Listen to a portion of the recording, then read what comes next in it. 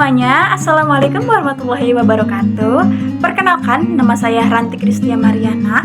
Saya adalah mahasiswa semester 4 STISIP Bekasi Kampus Cilengsi dengan NIM 122122-1008. Di kesempatan kali ini saya akan memaparkan sebuah materi presentasi yang sudah saya buat.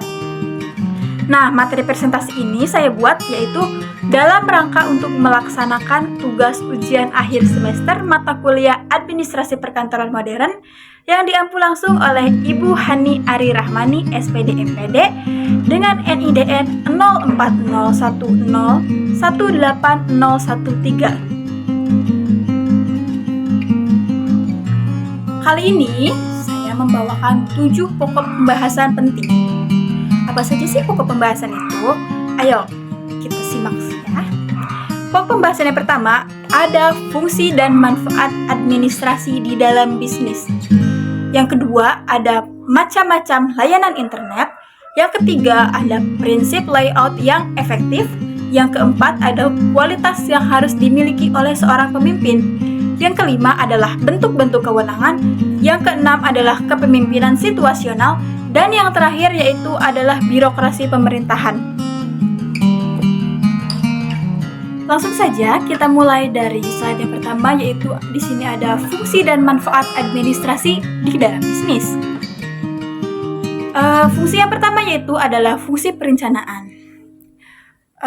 Maksudnya itu perencanaan itu kan merupakan salah satu kegiatan yang sangat memerlukan sebuah aktivitas administrasi. Aktivitas administrasi yang dimaksud di sini itu ya seperti mengumpulkan data, mengolah data, menyusun perencanaan dan lain sebagainya. Kemudian fungsi yang kedua yaitu adalah fungsi penyusunan. Fungsi administrasi yang kedua ini adalah fungsi yang sangat diperlukan oleh sebuah perusahaan, mau baik perusahaan besar maupun perusahaan kecil atau organisasi agar dapat melakukan penyusunan untuk mencapai suatu tujuan yang ditentukan. Fungsi yang ketiga di sini adalah fungsi koordinasi. Dalam koordinasi ini adalah sebuah upaya untuk mencapai suatu tujuan tertentu. Sebuah perusahaan atau organisasi perlu melakukan pengaturan terhadap setiap bagiannya. Pengaturan ini pun dilakukan agar tidak berantakan ya, semua rencananya itu supaya berjalan dengan baik seperti itu. Fungsi yang keempat yaitu adalah fungsi pelaporan. Fungsi administrasi yang keempat itu kan fungsi pelaporan. Nah, reporting atau laporan ini merupakan aktivitas administrasi untuk menyampaikan perkembangan, pergerakan hingga hasil kegiatan atau program yang dilaksanakan. Yang kelima, ada fungsi anggaran. Nah, fungsi anggaran ini yaitu adalah pembuatan anggaran sendiri menjadi salah satu hal yang penting dan wajib dalam sebuah perusahaan atau suatu organisasi. Pembuatan anggaran ini diperlukan untuk selalu meningkatkan kinerja para karyawannya. Materi pembahasan yang kedua yaitu adalah macam-macam layanan internet. Baik, kita masuk ke yang pertama. Macam-macam layanan internet yang pertama yaitu adalah search engine. Nah, search engine ini bisa digunakan untuk mengakses suatu halaman atau situs tertentu. Layanan ini biasanya bisa kamu gunakan untuk mendapatkan sebuah informasi atau dokumen-dokumen penting yang kamu butuhkan. Bagi para pengguna internet, bisa memanfaatkan layanan ini dengan cara memasukkan kata kunci di pencarian. Yang kedua yaitu adalah ada email. Layanan internet yang paling tepat digunakan untuk komunikasi saat ini adalah email.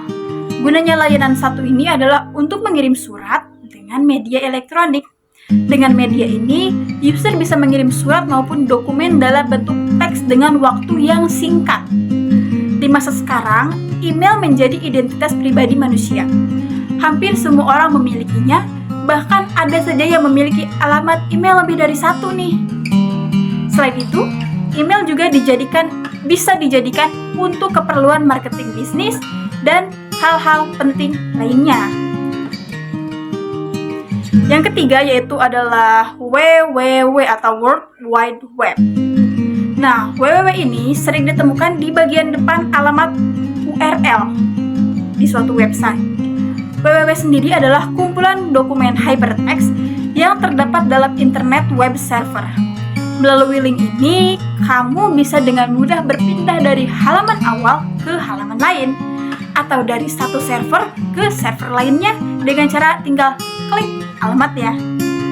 Fungsi dari www ini adalah untuk memudahkan search engine menemukan kata kunci tertentu. Yang keempat adalah e-commerce atau electronic commerce. E-commerce adalah singkatan dari electronic commerce yang berguna untuk melakukan perdagangan secara elektronik. Dalam e-commerce juga bisa melakukan transaksi jual beli loh. Dalam e-commerce, semuanya dilakukan dengan perantara internet mulai dari pemesanan, memilih barang, pembayaran, hingga pengiriman. Dengan adanya e-commerce ini, user hanya tinggal menunggu di rumah saja sampai barang yang dibeli itu datang. Yang kelima adalah tentu saja chatting. Chatting ini saat ini menjadi salah satu dari macam-macam layanan internet yang paling sering digunakan untuk berkomunikasi loh. Nah, saat ini chatting sudah semakin berkembang. Tidak hanya bisa untuk mengirim tulisan saja, bahkan sekarang chatting sudah bisa menggunakan media suara, bahkan sudah bisa melakukan video call. Aplikasi chatting yang bisa kamu gunakan dan populer hingga saat ini seperti ada WhatsApp, ada Line, ada Telegram, ada Skype, dan masih banyak lagi. Yang keenam ada e-learning. E-learning di sini adalah sebuah sistem untuk belajar secara online di mana pengajar dan murid itu tidak bertemu di satu tempat langsung, melainkan menggunakan media internet sebagai penyambungnya. Nah, contoh dari e-learning itu sekarang bisa misalkan saya belajar di ruang guru dengan cara menonton video-video tutornya. Nah, seperti itu. Nah, di ruang guru, para tutor di ruang guru dan saya itu kan tentu saja jaraknya sangat jauh, tapi saya tetap bisa mengikuti pembelajaran yang diberikan oleh ruang guru melewati internet, yaitu e-learning disebutnya. Dan yang 7 dan yang terakhir ini ada e-banking. E-banking itu tentu saja memudahkan proses transfer atau menerima uang yang dilakukan dengan digital dengan bantuan internet loh. Saat ini sudah banyak bank yang menyediakan layanan e-banking sehingga para pengguna bank tidak perlu lagi repot-repot untuk berkunjung ke ATM untuk melakukan transaksi. Bahkan e-banking ini sudah merambat ke mobile sehingga kegiatan transaksi uang bisa dilakukan di mana saja dan kapan saja. Nah, contoh m-banking ini biasanya yang biasa kita pakai sekarang ada Bayar Imo dan lain-lain ya yang ada aplikasi di ponsel. Nah, itu adalah contoh dari m-banking. Selanjutnya yaitu ada prinsip layout yang efektif. Nah, layout sendiri ini merupakan penggunaan ruang secara efektif serta mampu memberikan kepuasan kepada pegawai terhadap pekerjaan yang dilakukan. Selain itu, yaitu adalah untuk memberikan kesan yang mendalam terhadap para pegawai. Layout atau tata ruang kantor disusun berdasarkan aliran pekerjaan kantor sehingga perencanaan ruangan kantor dapat membantu para pekerja dalam meningkatkan produktivitas. Tata ruang yang efektif akan memberikan manfaat, yaitu yang pertama, mengoptimalkan penggunaan ruang yang ada secara efektif. Yang kedua yaitu adalah mengembangkan lingkungan kerja yang nyaman bagi para pegawai. Jadi layout ini merupakan penggunaan ruang secara efektif serta mampu memberikan kepuasan kepada pegawai terhadap pekerjaan yang dilakukan, maupun memberikan kesan yang mendalam bagi para pegawai. Intinya seperti ini. Intinya tuh produktivitas organisasi dipengaruhi oleh penataan ruang. Oke, kita lanjut ya. Lanjut di kualitas yang harus dimiliki oleh seorang pemimpin. Banyak orang menilai jika karisma merupakan salah satu hal yang wajib dimiliki oleh seorang pemimpin. Meskipun hal tersebut tidak sepenuhnya benar, Karisma sebenarnya adalah buah dari perjalanan panjang. Tergantung dari bagaimana seseorang berproses untuk menjadi pemimpin. Seorang pemimpin harus bertanggung jawab, bisa berpikir dengan tenang, sabar, dan tentunya inovatif. Selain itu, pemimpin juga harus kreatif dan penuh dengan energi yang positif. Ditambah dengan kejujuran, kemampuan komunikasi, dan pengambilan keputusan yang baik. Setiap orang bisa menjadi pemimpin yang bisa menjadi teladan, tentunya dengan sepak terjang yang panjang. Selanjutnya ada bentuk-bentuk kewenangan. Wewenang yang pertama yaitu adalah wewenang karismatik. Jenis wewenang karismatik itu maksudnya menuju kepada seorang individu yang memiliki sifat-sifat tertentu yang mampu membuatnya menjadi seorang pemimpin yang hebat. Pemimpin jenis ini bukan hanya mereka yang memiliki kemampuan hebat saja, tetapi juga yang memiliki kekuatan karisma secara superior, terutama dalam memimpin orang-orang yang berada di bawahnya. Yang kedua ada wewenang legal rasional. Wewenang kali ini yaitu yang mendasarkan dirinya pada hukum yang sudah didefinisikan secara jelas. Kepetuhan dari wewenang ini justru bukan didasarkan pada kapasitas dari pemimpinnya, melainkan pada legitimitas dan kompetensi hukum kepada orang yang memiliki wewenang tersebut. Biasanya, wewenang legal rasional ini masih diterapkan dalam masyarakat kontemporer. Kontemporer di sini yaitu jenis masyarakat yang masih terperangkap di antara logika totalitarian dan logika sosial diferensiasi. Yang ketiga ada wewenang tradisional. Wewenang ini biasanya yang mengindikasikan keberadaan dari kepribadian pemimpin yang dominan.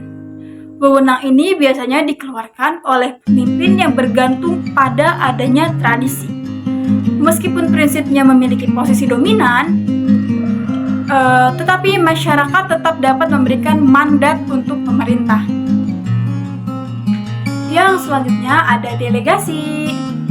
Delegasi yaitu adalah suatu pelimpahan wewenang pemerintahan dari satu organ pemerintahan kepada organ pemerintahan yang lain. Maka dari itu, suatu delegasi pasti akan diawali oleh atribusi wewenang terlebih dahulu.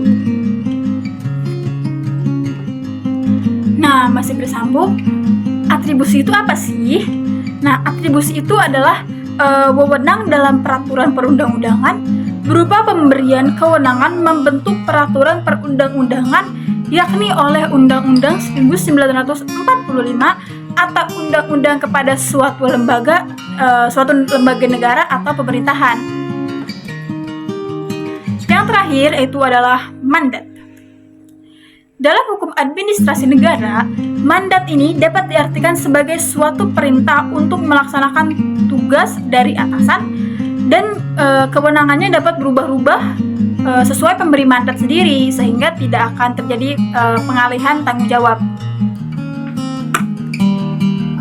Selanjutnya yaitu ada kepemimpinan situasional. Kepemimpinan situasional di sini biasanya menekankan pemimpin untuk memilih dan menyesuaikan gaya kepemimpinan mereka sesuai dengan situasi dan konteks tertentu. Kepemimpinan situasional adalah teori kepemimpinan yang pertama kali dibuat oleh Kenneth dan Paul Hersey. Model kepemimpinan buatan Kenneth dan Hersey ini mengacu kepada keterampilan seseorang untuk menilai kemudian memilih strategi kepemimpinan apa yang menurutnya terbaik diterapkan dalam setiap keadaan atau tugas berbeda. Seperti kata Very Well Mind, kepemimpinan harus dapat beralih dari satu gaya kepemimpinan ke gaya yang lainnya untuk memenuhi perubahan kebutuhan organisasi dan karyawannya. Teori kepemimpinan situasional menunjukkan bahwa tidak ada satu gaya kepemimpinan yang terbaik. Sebagai contoh, sosok dengan kepemimpinan otoriter mungkin dibutuhkan ketika perusahaan sedang melewati krisis karena tidak mencapai target atau mengalami perubahan struktur besar-besaran. Namun, ketika kondisi sudah membaik dan stabil, pemimpin tersebut seharusnya bisa mengubah cara manajemennya. Selanjutnya ada birokrasi pemerintahan. Birokrasi berasal dari kata bureaucracy dalam bahasa Inggris, yaitu adalah bureau dan cracy.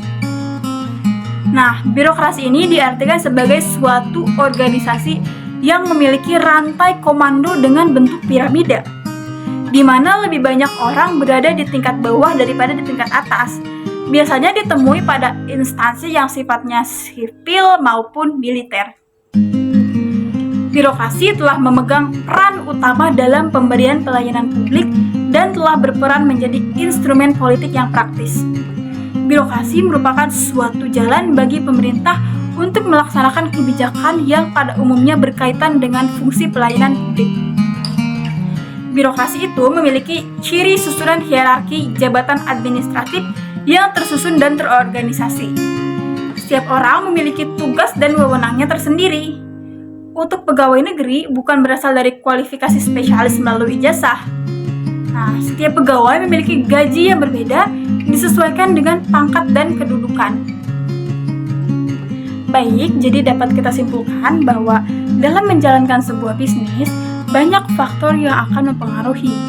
Faktor-faktor itu tentu saja perlu diperhatikan oleh sang manajer.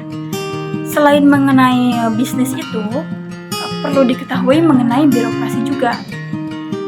Dengan mengutip pendapat Frits Molstein Marx dan Bintoro Djoko Amijojo tahun 1984, beliau mengemukakan bahwa birokrasi adalah tipe organisasi yang diperlukan pemerintahan modern untuk pelaksanaan berbagai tugas yang bersifat spesialisasi, dilaksanakan dalam sistem administrasi yang khususnya oleh aparatur pemerintahan. Sekian presentasi saya kali ini. Terima kasih. Wassalamualaikum warahmatullahi wabarakatuh.